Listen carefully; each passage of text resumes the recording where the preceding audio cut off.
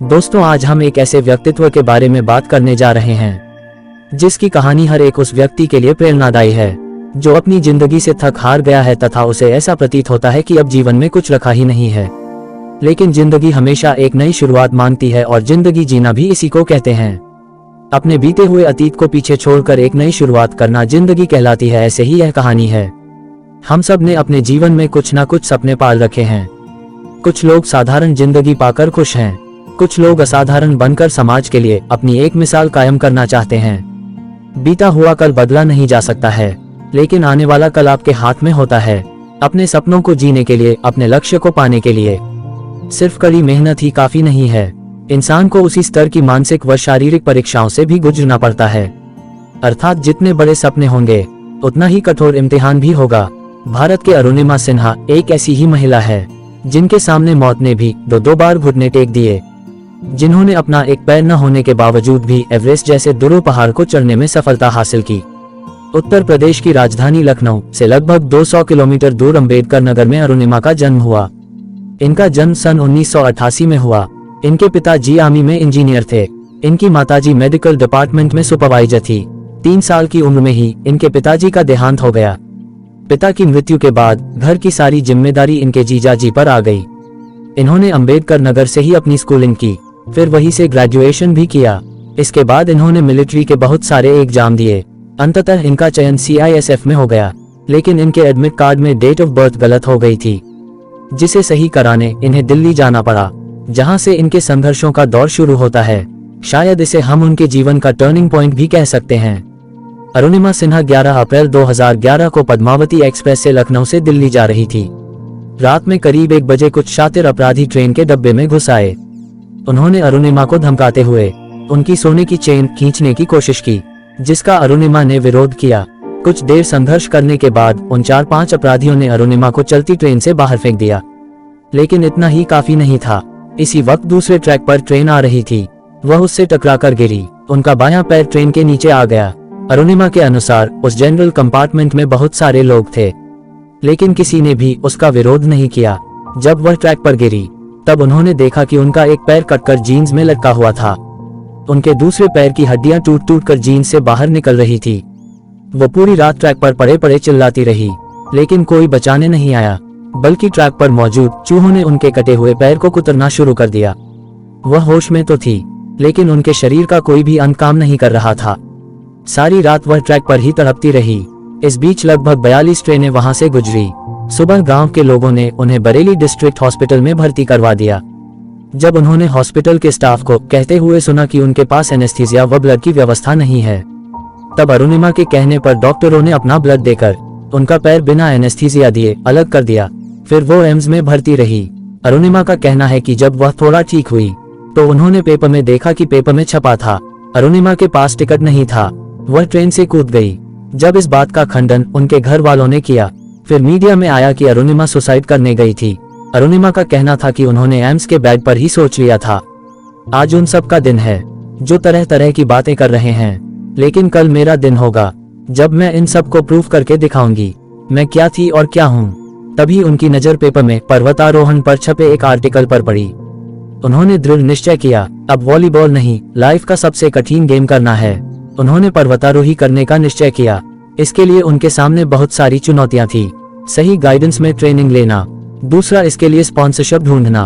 उन्होंने जब अपनी बात सबके सामने रखी कि उन्हें पर्वतारोहण करना है, तब लोगों ने उन्हें हर कदम पर निराश किया। किसी ने भी उनकी बात को नहीं समझा और सबने नकार दिया, लेकिन उन्होंने कभी भी हिम्मत नहीं हारी और इसके लिए प्रयासरत रही।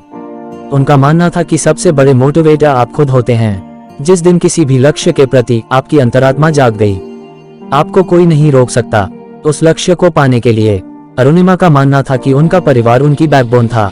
उनके भाई साहब ने कहा कि मैडम बछेंद्री पाल, जिन्होंने 1984 में एवरेस्ट को फतह किया था, उनसे मिलते हैं, वह जरूर कुछ ना कुछ करेंगी। हॉस्पिटल से निकलने के बाद जब वह पूर्ण रूप से स्वस्थ भी नहीं थी, जब लोग यह सोचते हैं कि आगे का जीवन यापन कैसे करना है, तब उनके परिवार ने घर जाने के बजाय सीधे बछेंद्री पाल से मिलने का फैसला किया। वह बछेंद्री पाल से मिलने गई। बछेंद्री पाल ने जब अरुणिमा को देखा तो उनकी आंखों में आंसू आ गए। उन्होंने कहा, तुमने ऐसे हालात में एवरेस्ट जैसे दुरूह पहाड़ के बारे में सोचा? तो तुमने अपने अंदर तो एवरेस्ट फतेह कर लिया, अब तो सिर्फ लोगों के लिए ही है। बछेंद्री पाल ने कहा कि अरुणिमा कहने से कुछ नहीं होता, तुम्हें इसको करना होगा। फिर उन्होंने अरुणिमा का हर कदम पर साथ देने का वादा किया। फिर उन्होंने तमाम कठिनाइयों के बावजूद भी अपने ट्रेनिंग को पूरा किया। इस ट्रेनिंग में उनको बहुत सारी दिक्कतों का सामना करना पड़ा, लेकिन उन्होंने हार नहीं मानी और एक एक कदम आगे बढ़ती रहती। इसके बाद अरुणिमा सिन्हा ने एवरेस्ट को फतह करने का अभियान शुरू किया। अरुणिमा के ग्रुप में 6 लोगों थे। वह तमाम दिक्कतों के बावजूद भी कैंप 3 तक पहुंच गई। कैंप 3 के आगे जब साउथ पोल समिट की बात आती है तो अच्छे दिलेर पर्वतारोही के भी हौसले पस्त हो जाते हैं। जब वह अपने सामने लोगों को मरते हुए देखते हैं। पर्वतारोहण ज्यादा से ज्यादा रात में की जाती है क्योंकि इस समय वेदर अनुकूल होता है। लेकिन जब वह कैंप 4 से आगे बढ़ा रही थी तो जिधर भी उनकी हेडलाइट जाती उधर ही डेड बॉडी पड़ी हुई थी। वो जिस रोप पर थी उसी पर आगे एक बांग्लादेशी पर्वतारोही की ऑक्सीजन खत्म होने के कारण वह मरने की कगार पर थे। तब वह बताती हैं कि उनको कुछ समझ नहीं आ रहा था कैसे उनकी मदद की जाए, लेकिन उन्होंने उनसे वादा किया, आप सबके लिए मैं एवरेस्ट समिट पूरा करूंगी, जिंदा वापस भी आऊंगी। क्योंकि उनका मानना था जैसा हम सोचते हैं वैसे ही हमारी बॉडी जेनरेट करना शुरू करती है।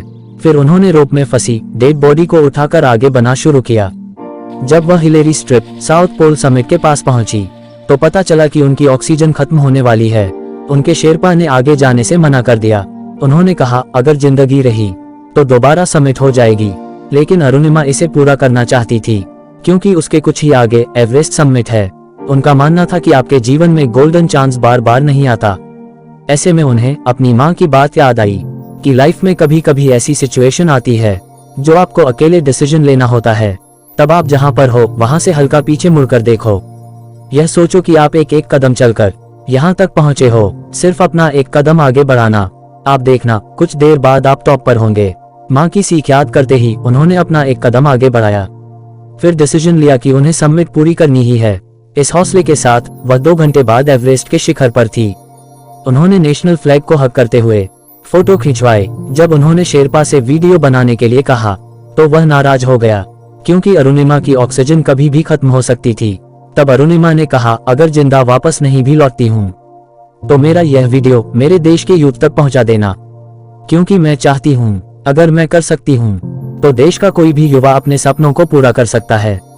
शेरपा ने अरुणिमा का वीडियो बनाया। फिर वह तेजी से नीचे की ओर चले। ज्यादातर मौतें नीचे उतरते वक्त ही होती हैं। थोड़ा नीचे चलने पर ही अरुणिमा की ऑक्सीजन पूरी तरह से खत्म हो गई। अरुणिमा नीचे गिर गई। शेरपा ने हिम्मत बढ़ाते हुए कहा अरुणिमा मुझे नहीं यकीन था कि तुम एवरेस्ट समिट पूरा कर पाओगी, लेकिन तुमने इसे पूरा किया। चलो उठो, मैं चाहता हूँ कि तुम जिंदा नीचे पहुँचो। अरुणिमा ने उस पल को याद कर सोचा जब ट्रेन हादसा हुआ था। वह मौत के मुंह से बाहर आ गई थी। तब उन्हें लगा कि ईश्वर ने उन्हें बचाकर निश्चित ही कोई इतिहास रचने के लिए रखा है। तभी एक ब्रिटिश पर्वतारोही आ रहा था। उसके पास 2 ऑक्सीजन सिलेंडर थे, लेकिन खराब मौसम होने के कारण उसने एक सिलेंडर वही फेंका और नीचे की तरफ उतरने लगा।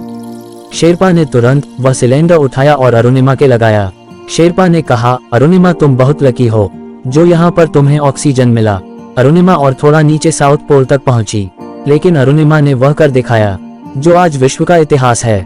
वह विश्व की पहली दिव्यांग महिला है जिन्होंने माउंट एवरेस्ट पर फतह हासिल की। अरुणिमा सिन्हा का सफर यही खत्म नहीं हुआ। उन्होंने विश्व की अन्य चोटियों पर भी फतह की हासिल की। उन्होंने नए नए कीर्तिमान हासिल करते हुए अंटार्कटिका की सबसे ऊंची चोटी माउंट विंसन पर भी विश्व की पहली दिव्यांग महिला के रूप में फतह हासिल की। वह प्रधानमंत्री नरेंद्र मोदी से मिली।